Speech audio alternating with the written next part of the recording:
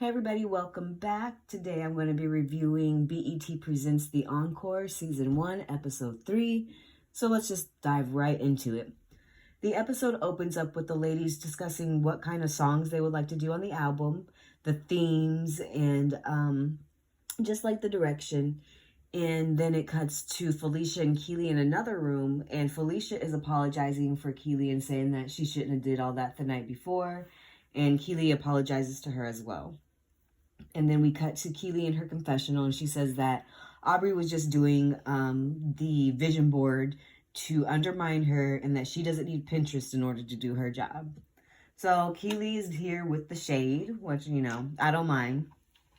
And it goes back to the ladies, and it seems like they have a little direction, and they know kind of like the order they want the album to be in, which is really, really great that they finally found a direction and theme. And then we go to the group all sitting in the studio listening to a song that Felicia and Fallon wrote. And it's a really pretty song, and I'll give it to them. They can write. The song really just sounds amazing, and I actually hope that it's on the album because I want to hear the finished product of it. So I feel like the girls kind of had a bonding moment down there. It seemed like the song was so great that it touched everybody in a different way, and they were just able to share their own personal experiences and stories. And that was really nice to see finally. And so the next day in the morning, Lamisha and Keely are talking, and Keely said that she's going to lead by example. So she lets Lamisha know that she's just there to work and she doesn't want any bad vibes with anyone. And she's basically there to help. That's all she wants to do is help. And Misha says her thoughts about how they may not all be on the same song, and it might not get done, and whatever she was saying. I'll be honest, I don't remember. I didn't care. And I will say this: I was proud of Keely because finally she didn't say anything. She just nodded and agreed. And like, I'm really happy she did that because she needs to be the peacemaker if she wants to be the creative director. And then, so next we have Aubrey and the twins, and they are in the studio, and they decide they want to keep a specific song to themselves, and they don't want anybody else on it. And so Aubrey goes and tells the other women that, hey, we've got our song, and we want you guys to get yours. You will not be singing on this song. It's not for you, not right now.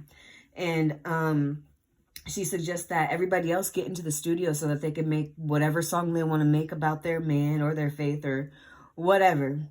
And when she tells Misha this, Misha starts whining, and it's annoying, and I'm over it, for real. And so they're all in the studio, and Lamisha is ready to start writing, and she's, sitting in there, got her little pen and pad, but she's insecure. And I feel like she's insecure because she keeps on comparing herself to the twins. And I just don't think she needs to do that. If she's done it before, she can do it again. And so the twins just let her know that they've worked with a lot of different people and they can help her. And I think that's great. I feel like that's them extending the olive branch. But she can't get past the fact that she just wants to prove that she's somehow at the same level that they are, instead of taking it as a learning opportunity.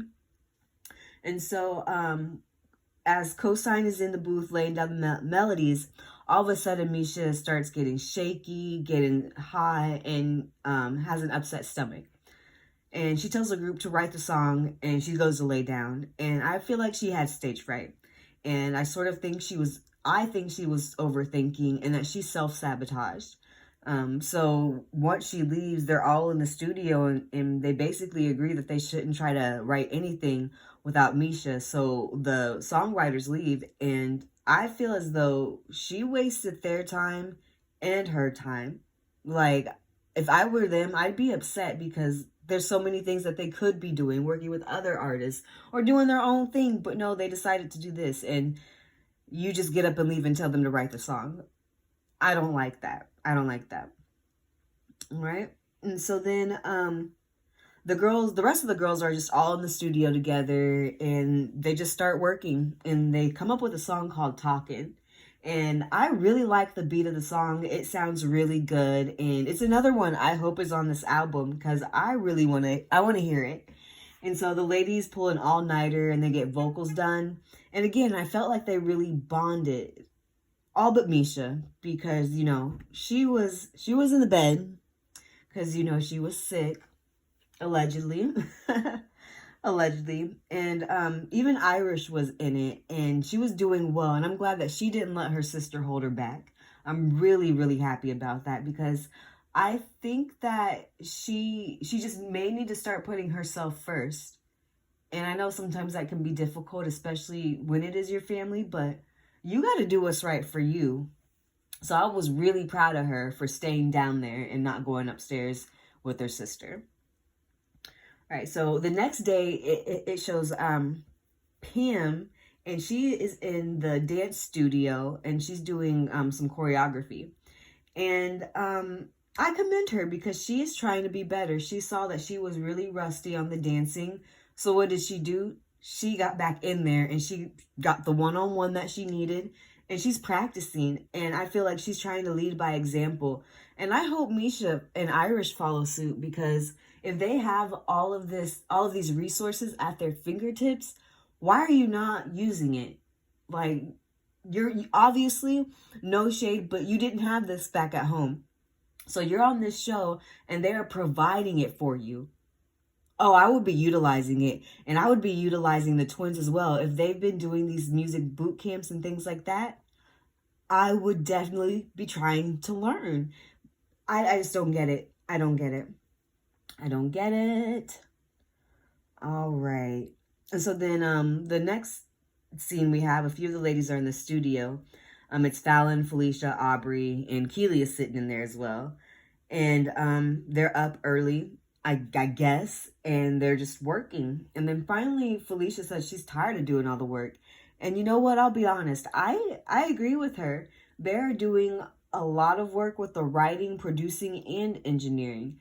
And I really hope that they're getting paid a little bit more, because that's a lot for just them two. And the fact that they know it, that should say something. That should say something to Misha. They're doing it all. You have the opportunity.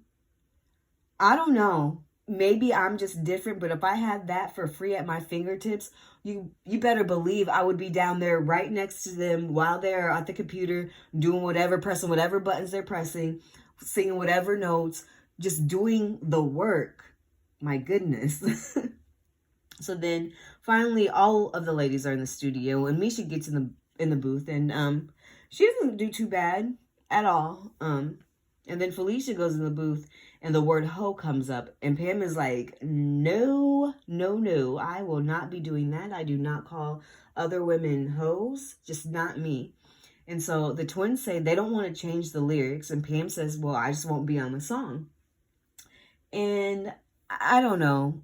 I understand where Pam is coming from, but then again, I mean, it's just a word, and I feel like it can be changed. But if the song is sassy, like, that adds to the attitude of it. And I don't know, it's just a word, and it's not even that bad at that. But I mean, I respect her. I get it. That's what she stands for. Okay, so then the twins are in the studio and they begin to talk about a song called Bird's Eye View. And the twins say they don't want a lot of voices on it. Actually, let me take that back. It wasn't just the twins. It was everybody that was in the studio. And they start talking about the song Bird's Eye View. And yeah, they don't want a lot of voices of it on it. And BET, I don't know if they did this on purpose to be shady, but they put a caption on the screen and it said vocalist on the song, Fallon and Farrah. Nobody else. So BET, if that was on purpose, I liked it. I like that little bit of shade, a little fun shade.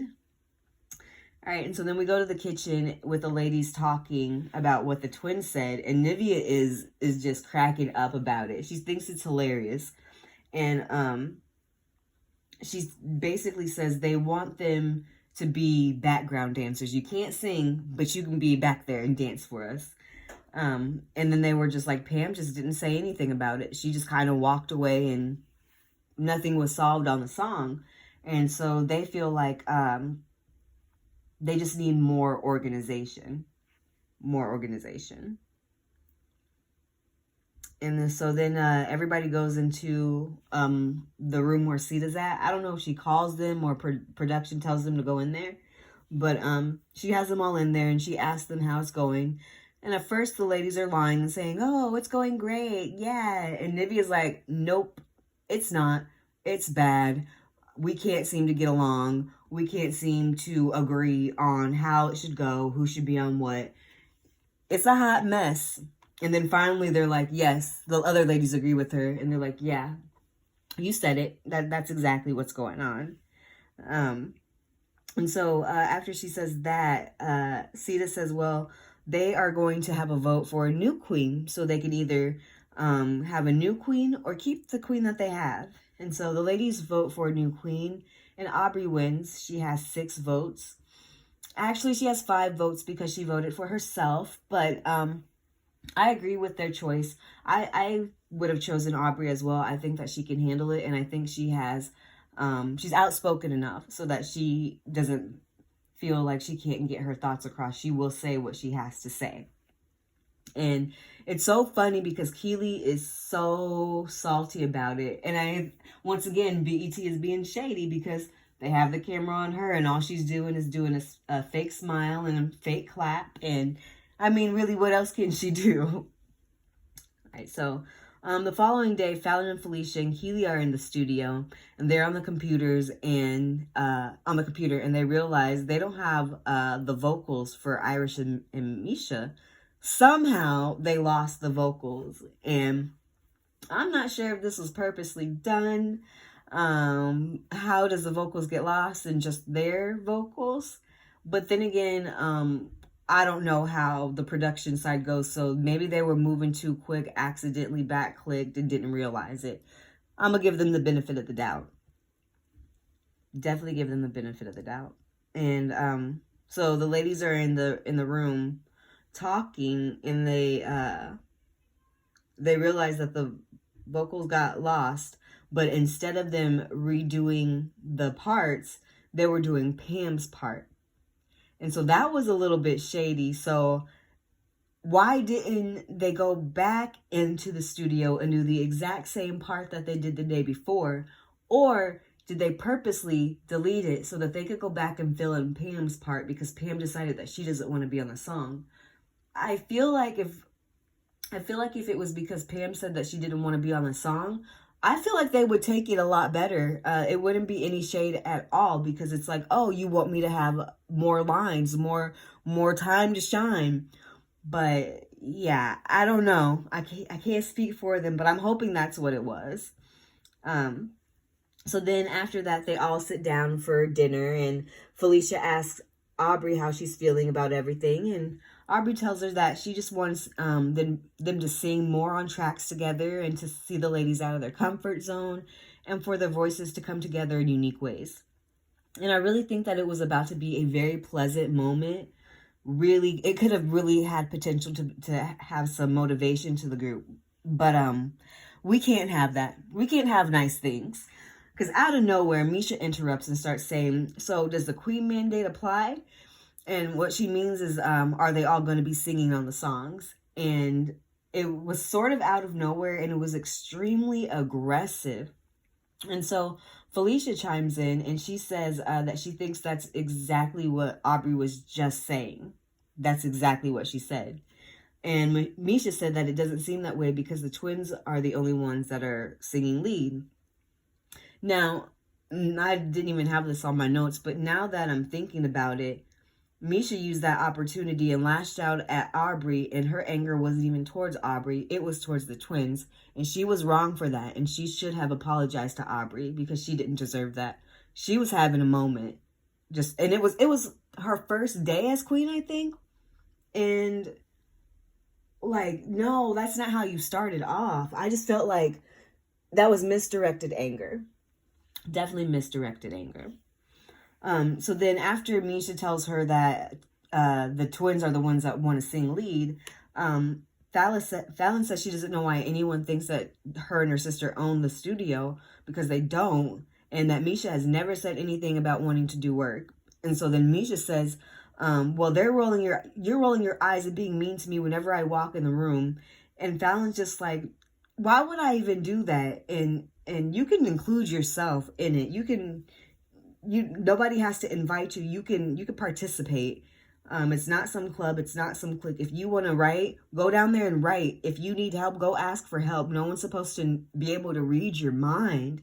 It's really annoying. She's acting out like a child. And then someone says something like, it's amateur hour. And Nivea just gets up and does a little jig because she's over the BS. And I would be too, because all they're doing is yelling. They all start going off. They all start talking over each other. And I like how Nivea was trying to get the twins to understand that Misha feels like they're saying that she's not qualified to do the work. And the twins didn't like that, I guess, because they still keep on going off. And they feel like that Misha just maybe isn't ready yet to be doing the singing and the writing. She still needs more work. Not saying that she can't get there, but she's not there yet. And I think along with the rest of the people that are watching this, can see she's not ready yet. She's not ready. It's like she just wants to complain and she just wants to be included and she wants to be a part, but she doesn't want to do the work. And I feel them. I wouldn't really feel nothing towards you either. You're not bringing anything to the table. And I think that's what Misha fails to realize. I don't know how groups go. And I don't know if she thinks she just has to go to the studio, sing, and then they'll do whatever they do behind the scenes. But, beloved, there are other people in the group, and it's not just 3. There's over 5. So she has to work with them and kind of put her pride to the side and be a student for a little bit. You've said it yourself. You've been out of the game for a little bit. Be a student then. Sorry, like, I'm frustrated with her. I'm starting to get annoyed. And so then Aubrey tries to talk and calm everybody down, but no one's listening to her. Everyone keeps on talking over her, and it's draining. And I don't really care to talk about it because it was too much. And I'm not going to waste my time on it because grown woman acting like that, unacceptable. And then I do want to point out one thing, though. As they're arguing, Misha makes a statement and says that they're not the only people in the house that can write. And so Felicia says, okay, scrap all the songs and you can do it. And Misha starts to backpedal and say she's not trying to downplay their skills, but she acts as though they're the only ones that are able to do things. But I agree with the twins. If you want to sit here and you want to say, I'm not the only person that can write, we're not the only people that can do it, then you do it. You be down there in the studio late at night, early in the morning, trying to figure stuff out. You get on the computer and you start trying to figure out some Fruity Loops and some do whatever. You do it. I don't know. The whole thing is just chaos.